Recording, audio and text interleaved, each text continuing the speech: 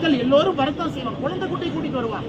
அது வீக் டேவா இருந்தா குழந்தை கூட்டிட்டு வர மாட்டாங்க. திங்கக்கிழமையோ செவ்வாய்க்கிழமையோ புதன்கிழமையோ குழந்தை டியூஷனுக்கு போகும், படிக்கும்.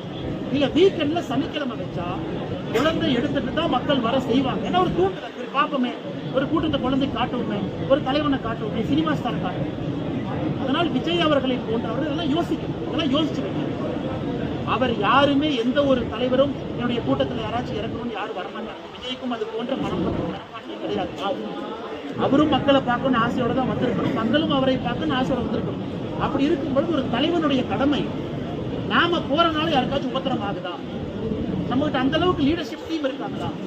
பாரதிய ஜனதா கட்சியோ வேற ஒரு கட்சி எடுத்துக்கிட்டீங்கன்னா ஒரு லீடர்ஷிப் டீம் இருப்பாங்க, செகண்ட் லெவல் லீடர்ஸ் இருக்காங்க. இன்னைக்கு தமிழக வெற்றி கழகத்தை பொறுத்தவரை இப்பதான் தலைவர்கள் வர்றாங்க, செகண்ட் லெவல் லீடர்ஷிப் டெவலப் ஆகும். அப்படி இருக்கும் பொழுது யாரை கண்ட்ரோல் பண்ணுவாங்க, யாரை போய் தடுத்து நிறுத்துவாங்க, இதையெல்லாம் விஜய் அவர்கள் உணரும்.